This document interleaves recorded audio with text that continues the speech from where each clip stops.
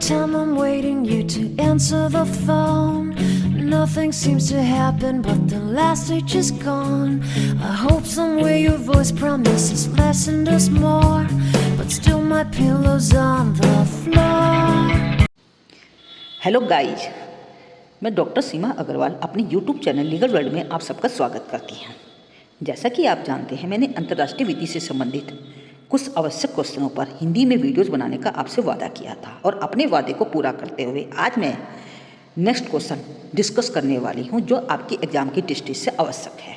इससे पहले वाली वीडियो में मैंने एक्स्ट्राडिशन से संबंधित क्वेश्चन को डिस्कस किया था। जनरली आप देखेंगे एक्स्ट्राडिशन एवं असाइलम ये एक दूसरे से संबंधित हैं। आश्रय से तात्पर्य उस शरण एवं सक्रिय सुरक्षा से है जो एक राज्य द्वारा अन्य राज्य के राजनीतिक शरणार्थी को उसकी प्रार्थना करने पर प्रदान की जाती है।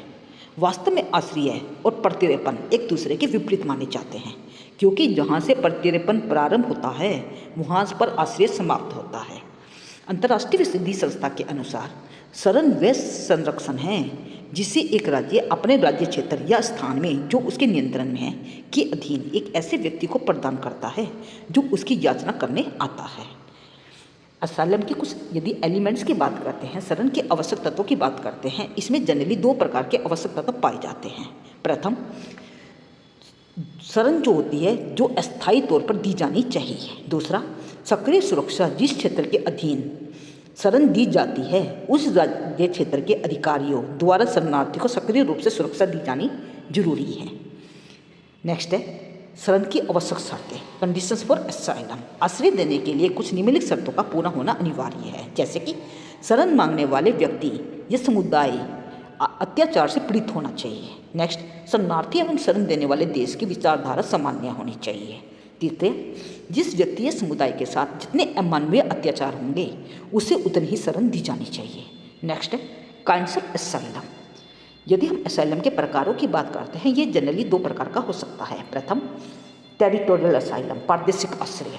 द्वितीय, बाह्य प्रादेशिक आश्रय, एक्स्ट्रा टेरिटोरियल असाइलम। अब मैं इन्हें एक एक करके डिस्कस करती हूँ। पहला, जैसे मैंने आपको बताया, प्रादेशिक आश्रय।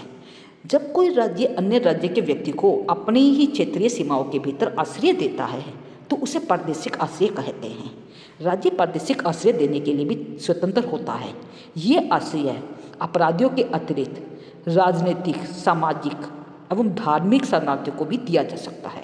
ऐसा करते समय आश्रयदाता राज्य को निम्नलिखित नियमों का पालन करना चाहिए। पहला, कोई व्यक्ति यदि आश्रय मांगे तो उसे अस्वीकार नहीं करना चाहिए तथा कोई व्यक्ति उसकी प्रादेशिक सीमाओं में यदि प्रवेश कर जाता है तो उसे निष्कासित नहीं किया जाना चाहिए, परंतु राष्ट्रीय सुरक्षा के आधार पर या अधिक लोगों द्वारा शरण की मांग करने पर राज्य को अस्वीकार कर सकते हैं।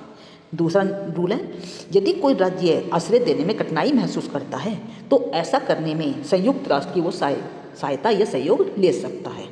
तृतीय, किसी राज्य द्वारा पीड़ित व्यक्ति को आश्रय देने पर अन्य राज्यों को ऐसे राज्य का सम्मान करना चाहिए, ना कि उसका बहिष्कार करना चाहिए।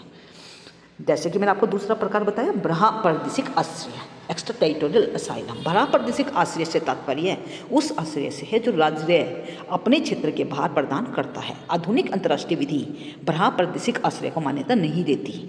बाह्य प्रादेशिक आश्रय केवल कुछ विशेष परिस्थितियों में ही दिया जा सकता है, जैसे कि ऐसा आश्रय विदेशी दूतावासों में, व्यापारिक जहाज़ों पर, अंतर्राष्ट्रीय संस्थाओं के कार्यालयों में तथा युद्धपोतों में दिए जा सकते हैं। जैसे कि मैंने आपको बताया, युद्धपोतों में भी आश्रय दिया जा सकता है। वह व्यक्ति जो न्यायिक नहीं है तथा स्थल में अपराध करने के पश्चात किसी युद्धपोत में आश्रय प्राप्त कर लेता है, उसे जहाज जो कि कप्तान की सहमति से जहाज के अंदर यदि आश्रय दे दिया गया है तो वहाँ पर जहाज़ों के कप्तान की सहमति से उसे गिरफ्तार किया जा सकता है। उन्हें स्थानीय अधिकारियों द्वारा गिरफ्तार नहीं किया जा सकता। दूसरा आश्रय व्यापारिक जहाज़ों पर आश्रय। व्यापारिक जहाज़ों को स्थानीय अधिकारियों को आश्रय देने का अधिकार नहीं है। ये मैंने आपको आश्रय संबंधित कुछ आवश्यक तत्व बताए थे। यहाँ पर जैसा कि मैंने आपको बताया, एक्स्ट्राडिशन और असाइलम, आश्रय एवं प्रत्यर्पण एक दूसरे से संबंधित हैं। कई बार ये दोनों क्वेश्चन एक साथ पूछे जाते हैं और कई बार इनका डिफरेंस भी पूछा जाता है। अतः इन दोनों क्वेश्चंस को आप अच्छे तरीके से कर लीजिएगा। And if you have any doubt you must put down in the comment section and don't forget to like, share and subscribe this channel for the further update. Thank you.